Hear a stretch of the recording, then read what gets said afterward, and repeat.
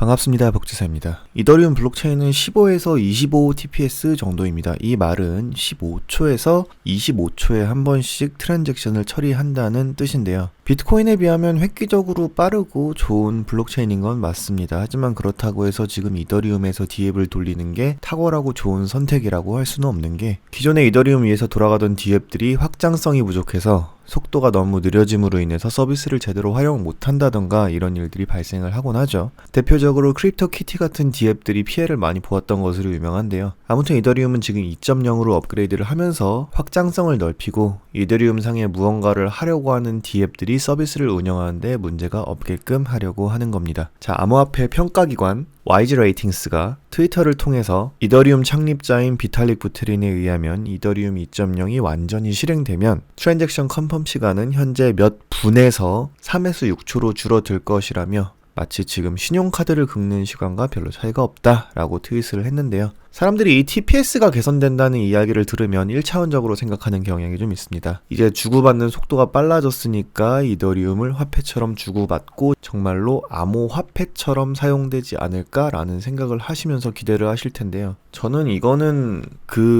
어떤 분의 프레임이 아닌가라는 생각을 합니다. 비트코인이 전송 속도가 느리기 때문에 이걸 화폐로 쓸 수 없다. 카페에서 커피를 마시는데 결제하고 나서 마시고 다 나갈 때까지 결제가 되지 않아서 트랜잭션을 취소하고 이중 거래를 할 수도 있어서 위험하다 이런 이야기를 하시잖아요. 그 프레임에 의하면 TPS가 부족하기 때문에, 그러니까 확장성이 부족하기 때문에 이걸 화폐처럼 사용할 수 없다라는 이 프레임에 갇혀 계신 분들이 생각하기에 TPS가 개선이 되면 그럼 이제 화폐로 쓸 수 있겠구나 라는 생각을 1차원적으로 무조건 하시게 될 거예요. 저는 그게 이 프레임에 쌓여 있어서 그렇다고 생각을 합니다. 중요한 건 이더리움이 화폐로서 주고받는 조건이 갖춰지냐가 아닙니다. 이 TPS 수치가 개선이 되면 이더리움 상에서 돌아가는 서비스들의 속도가 개선이 되는 것이기 때문에 이 디앱들의 서비스 퀄리티가 개선되는 개념이 되겠죠. 예전에 온라인에서 무언가 서비스를 제공하는 업체들은 호스팅 업체에 서버를 두고 일을 했는데요. 이제는 이더리움 상의 데이터를 보관을 하거나 트랜잭션을 소화하는 시대가 될 수도 있을 것으로 보입니다. 간단히 예시를 하나 보여드릴게요. 제가 자주 참고하는, 아니면 달고 사는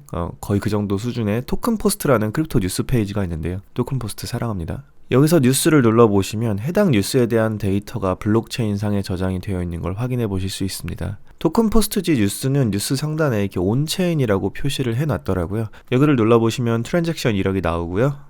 그 안에 해당 뉴스가 적혀 있습니다. 이렇게 특정 데이터를 블록체인 상에 저장을 해 놓을 수 있다는 거죠. 여러분 가끔 뉴스 보면 중국에서 공산당의 반기를 들어서 특정 메시지 같은 거를 이더리움 블록체인에 적어 놓았다 라는 이런 뉴스 보신 적이 있을 거예요.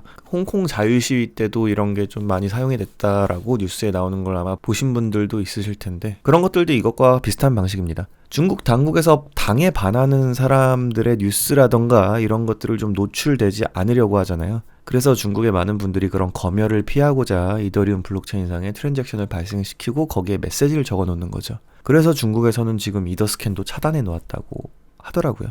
참고로 토큰포스트의 트랜잭션은 이오스 블록체인상에 기록이 됩니다. 자, 이더리움 TPS가 개선되면 이더리움을 화폐처럼 사용하게 된다는 게 중요한 개념이 아니라, 물론 화폐처럼 주고받을 수도 있죠. 가치가 있는 무언가면은 서로 상호 간에 합의해서 주고받을 수 있긴 하지만 그게 중요한 개념이 아니라 이더리움 위에 돌아가는 서비스들의 질이 개선될 수 있기 때문에 이더리움을 선택하게 되는 디앱들이 늘어날 수 있게 된다는 거죠. 솔직히 지금은 그렇습니다. 굉장히 불편하고 안 좋아요. 하지만 과거에 여러분들이 어떠셨나라고 생각을 해보면, 저희 처음에 터치폰이라고 나왔을 때 혹시 생각나시나요? 그때는 스마트폰이란 개념이 아니었죠. 터치폰이었었는데 하드웨어적으로도 속도가 굉장히 느리고 사용할 수 있는 컨텐츠도 별로 없었습니다. 근데 지금은 어떻죠? 그런 것들을 기반으로 계속 발전을 해서 더 좋은 기술을 추구하게 되면서 지금 여러분들 손에 갤럭시 노트, 갤럭시 S12, 아이폰 10, 11 이런 것들이 쥐어져 있잖아요. 이더리움도 앞으로 그렇게 될 것이라고 저는 기대를 하고 있습니다. 이더리움이 더 발전할 수 있길 바라봅니다. 오늘 영상은 여기까지입니다. 안녕히 가세요.